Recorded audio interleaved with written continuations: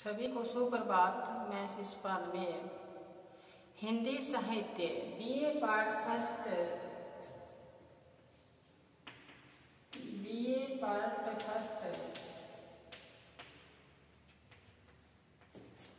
हिंदी साहित्य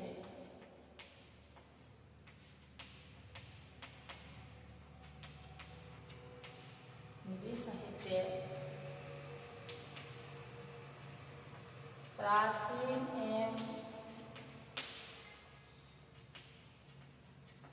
मध्यकालीन काव्य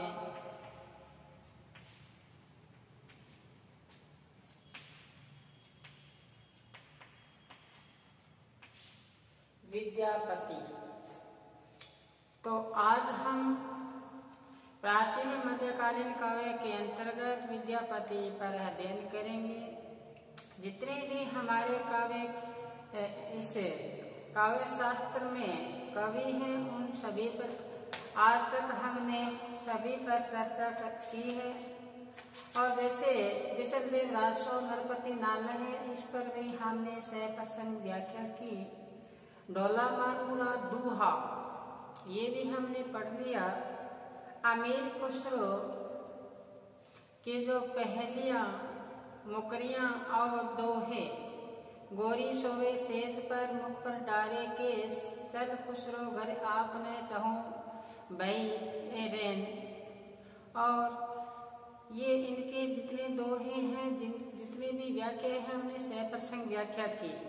इसके बाद में कबीरदास के पद दोहे विरह को अंग, बेस को अंग, गुरु को अंग, कथने बिन करने को अंग पद, जैसे दुल्हिया गाओ मंगलाचार, हम घर आए राजा राम भरतार, मंदिरे जागत रहिए भाई, एक अचंबा देखा रे भाई, सिंह चराए ठाडा भाई। तो इनके जितने भी पद थे हमने सप्रसंग व्याख्या की। मलिक मोहम्मद जायसी के हमने पद्मावत और नागमती वियोग खंड, काफी इसमें वीडियो की क्लासें बनी थी। तो नागमती का 12 माह वियोग वर्णन है, जो राजा रतन सेन की वियोग में व्याकुल बेचैन दर्शाए, उसके बारे में पहले पद्मावती का रूप सौंदर्य। और पद्मावती जब स्नान करने जाती है तो अपनी शक्तियों को क्या कहती है? ए रानी मन देखी विचारी, ए रानी मन देखी विचारी, एह पीह रहना दिन जारी, जब लग पिता कर राजू खेले खेलन आजू, पुनर्सुसर हम गवनक काली, कित आयो सरवर पाली। ये जो मैं व्याख्या आपको उनके जो पद है इनके बता रहा हूँ, ये मुख्य है एग्जाम की दृष्टि से। एग्जाम में जो मेरे मुख से उच्चारण होता है वही आता है। आगे देखें गोस्वामी तुलसीदास जी की, कल ही हमने पूर्ण किया है। गोस्वामी तुलसीदास बताया था राम जपू राम जपू, राम जपू बावरे, घोर भव नीर निधि, नाव निज नावरे।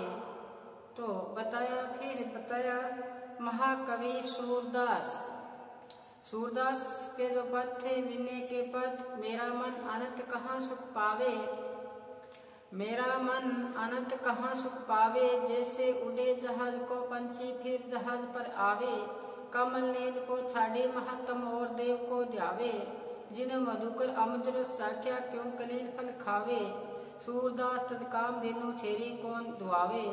दूसरा पद था इनका, हमने ध्यान दिया, देखना कि अविगत गति कुछ कहत ना आवे, अविगत गति कुछ कहत ना पावे, जो गूंगे मीठे रस को अंतर्गत ही भावे, मनवाणी को अगम अगोचर जो जाने सो पावे। तो ये इनके जो सगुण पर विजय और निर्गुण पर पराजय बताया था यहाँ पे सूरदास जी ने। फिर सूरदास जी ने वात्सल्य वर्णन, सूरदास जी ने अपनी बंद आंखों से वात्सल्य का कोना कोना दाखाए थे, या ऐसा कह लो कि सूरदास जी ने अपनी बंद आंखों से बालपन का कोना कोना दाखाए थे। तो वहाँ पर श्री कृष्ण का जो बाल रूप है उसका वर्णन करना है, साथ साथ में आप इनके प्रश्न में याद करने हैं। तो बताया कि श्री कृष्ण जी छोटे से बालक होते हैं तब माता उनको लोरियां सुनाती है, सुलाती है। क्या कहती है? जसोदा हरि पालने दुलावे, हलरावे दुलरावे रोई सोई कछु गावे, मेरे लाल को आओ निंद्रिया काहे न तू बेगी सी आवे, तो को कान्हे बुलावे। तो कभी हरि आंख मूंद लेते, कभी अदर फटकावे, करी करी सैन बतावे।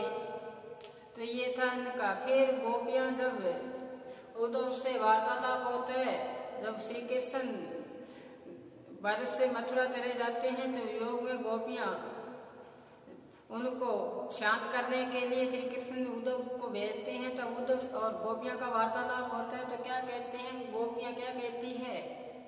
कहती है कि निर्गुण कौन देश को वासी, निर्गुण कौन देश को वासी, को है जनक को है जननी, को नारी को दासी, कैसो वर्ण वेश है कैसो रस को अभिलाषी, सुनत मौन रे गयो ठगे सो सूर सब मति नासी।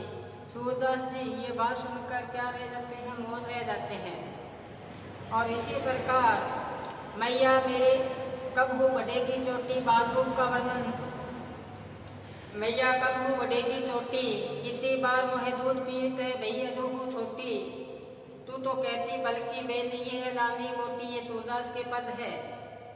इसी प्रकार काफी पद है, हम चर्चा करेंगे, समय काफी इसमें व्यतीत होगा। इसी प्रकार से मीरा का हमने, मीराबाई का जो भी पद थे हमने बड़ी गहराई के साथ अध्ययन किया कि बसो मेरे नैनन में नंदलाल, बसो मेरे नैनन में नंदलाल, या ऐसे कह लो कि कोई कही रे प्रभु आवन की मन बावन की, आपना आवे लिखने भेजे बात पड़े लल जावन की, वे दो नैन मेरो केव न माने नीर में जैसे सावन की। इसी प्रकार रहीम के पद जो शुरुआत हुई थी, हमारा पहला पद था कि अमर बेल बिन मूल की प्रतिपालक है ताही, रहमन ऐसे प्रभु छाटी ढूंढत फिरे काहे।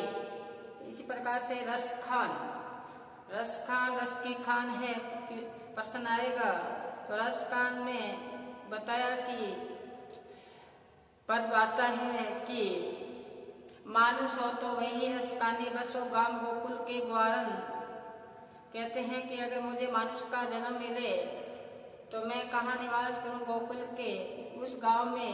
अगर मुझे पशु बना दिया जाए तो कहाँ निवास करूं? नंद बाबा की गाय के बीच में मैं वहाँ निवास करूं। कहते खग हो तो बस न मेरो, अगर पक्षी बना दिया जाए तो मेरा बस नहीं है, लेकिन फिर भी मैं जो यमुना के तट के किनारे वट वृक्ष है उस पे निवास करूं। अगर पत्थर बना दिया जाए तो वो ही पत्थर धारण करूं जो श्री कृष्ण जी ने ब्रज की रक्षा के लिए अपने उंगली पे उठाया था। इसी प्रकार से सहजोबाई का जो पद है बहुत अच्छे पद थे सहजोबाई के। तो सहजोबाई ने बताया था कि अब तुम अपनी ओर निहारो, हमारे ओगुन पे मत जाओ, अपना विरज संभारो। या ऐसे कर लो कि हमारे गुरु पूर्ण दातार और गोविंद गुण क्यों नहीं गायो। इस पे बहुत हमने चर्चा की गहराई के साथ। ये महत्वपूर्ण है एग्जाम की दृष्टि से। गोविंद गुण क्यों नहीं गायो, ममता नींद कहाँ मन सूत्यो, जाग जाग हरि चित लाओ, गुण गावत बहुत पतित उदरे और ऊंची पदवी पाई। ये हमारे पाठ्यक्रम में जितने हमने थे उस पर अध्ययन किया। अब हमारा शेष बचता है जो पढ़ाते मध्य कालीन काव्य के अंतर्गत विद्यापति।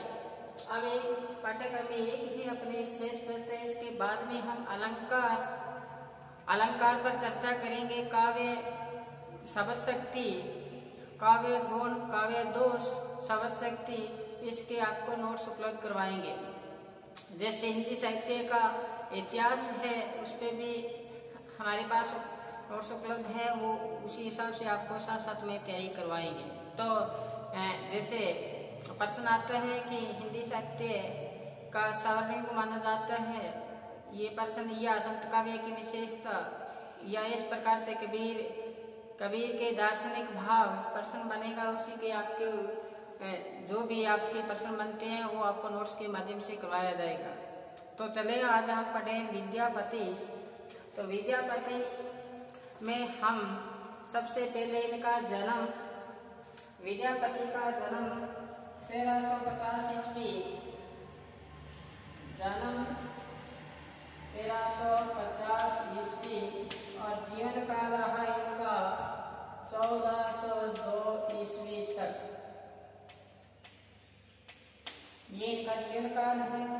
ये विद्यापति मैथिल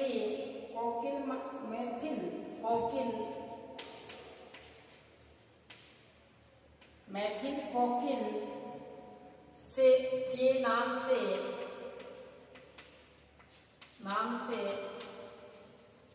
विख्यात थे। इनको मैथिल कोकिल भी कहा करते हैं। तो ये मैथिल कोकिल के नाम से विख्यात थे। इनके पिता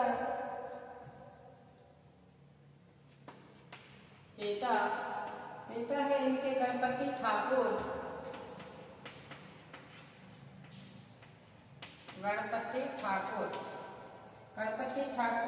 उन्होंने गंगा भक्ति त्रिवेणी नामक ग्रंथ भी लिखा है। उन्होंने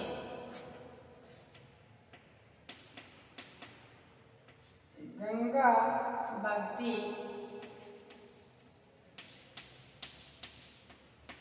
त्रिवेणी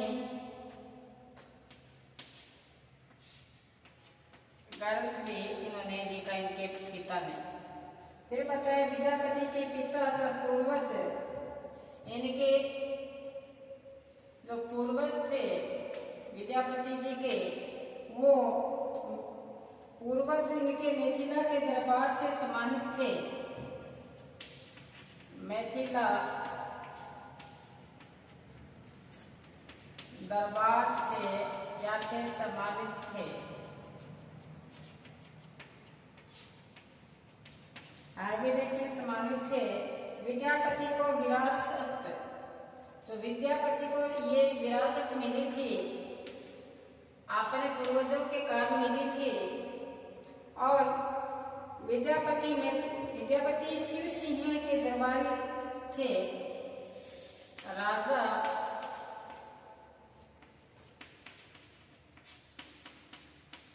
शिव सिंह के दरबारी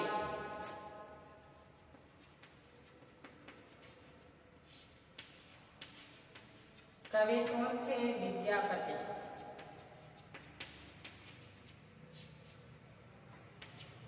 विद्यापति थे, ये राजा शिव सिंह के दरबारी थे। राजा शिव सिंह इनको क्या मानते थे? मित्र मानते थे, सखा मानते थे।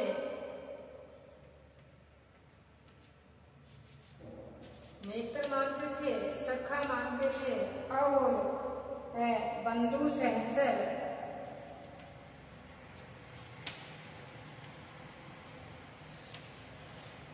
मानते थे। विद्यापति संस्कृत के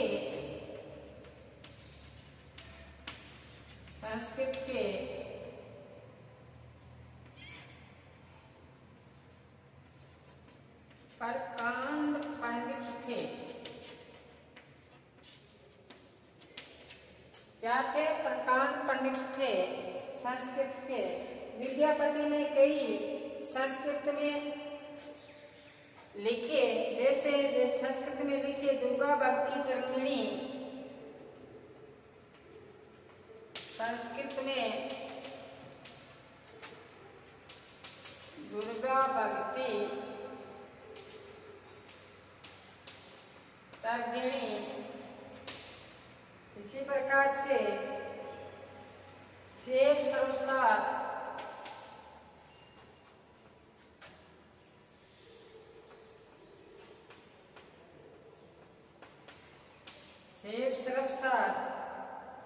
आदि लिखे।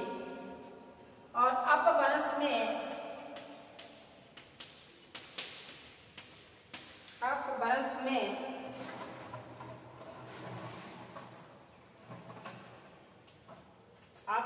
में इन्होंने कीर्तिलता,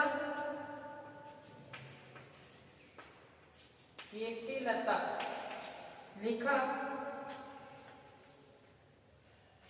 ये कीर्तिलता लिखा, ये कीर्ति सिंह है। कीर्ति सिंह की प्रस्तुति भी इसमें आती है। इन्होंने मैथिली भाषा में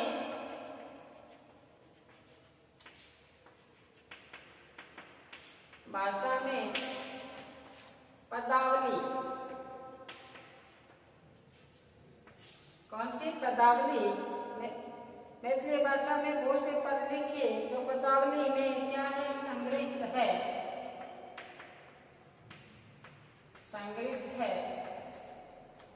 इस प्रकार से उन्होंने भक्ति परक भी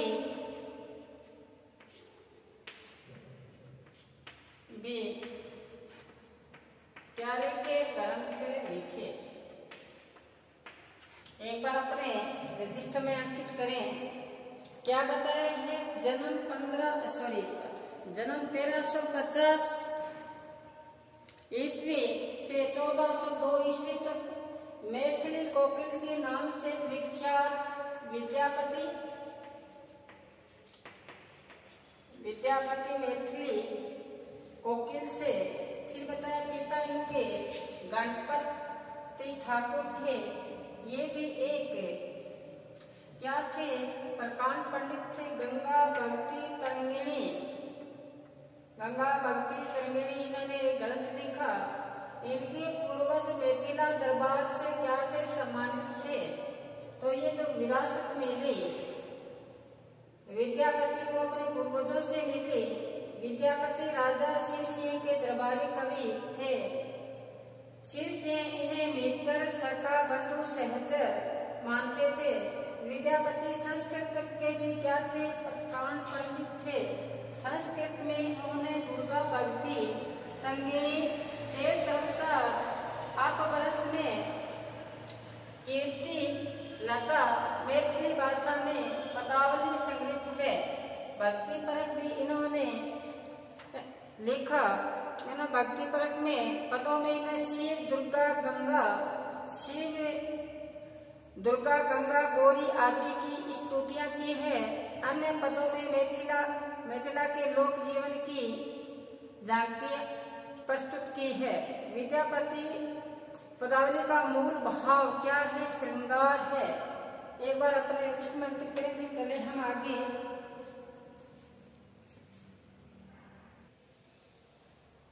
आगे देखिए कि भक्ति परक पदों में क्या बताया है, देखना।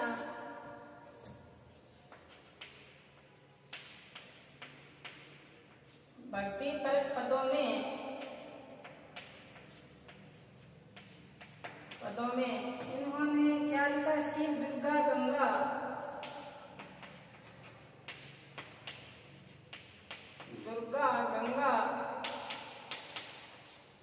शिव, दुर्गा, गंगा, गौरी आदि की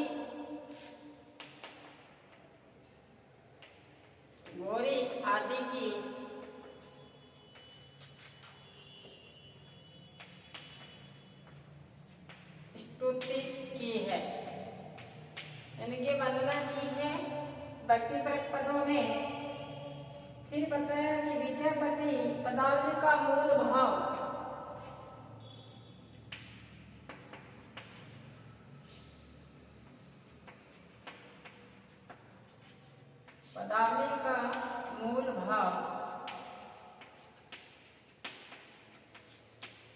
मूल भाव क्या है?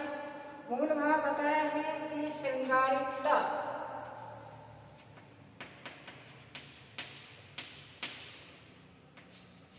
महत्वपूर्ण बात। पदावली का जो मूल भाव है वो श्रृंगारिकता है। उन्होंने शिव सिंह, राजा शिव सिंह को सुनाकर प्रसन्न करते थे। पदावली है जो श्रृंगार परक है, ये राजा शिव सिंह को सुनाकर क्या करते थे, उनको प्रसन्न करते थे। अब राजा शिव सिंह का देहांत के बाद में जीवन में विद्यापति की निराशा हुई और जीवन फिर कहते हैं ना कि पराजित मनोवृत्ति अध्यात्म की ओर दौड़ती है। वही बात यहाँ हुई कि विद्यापति को फिर भक्ति परक रचनाएं लिखना शुरू कर दिया शिवसेन की मृत्यु के बाद। और फिर जीवन में इनकी निराशा छा गई, फिर प्रवृत्ति भक्ति में इनकी लीन हो गई। कुछ लोग इन्हें भगत कवि भी मानते हैं। आचार्य रामचंद्र शुक्ल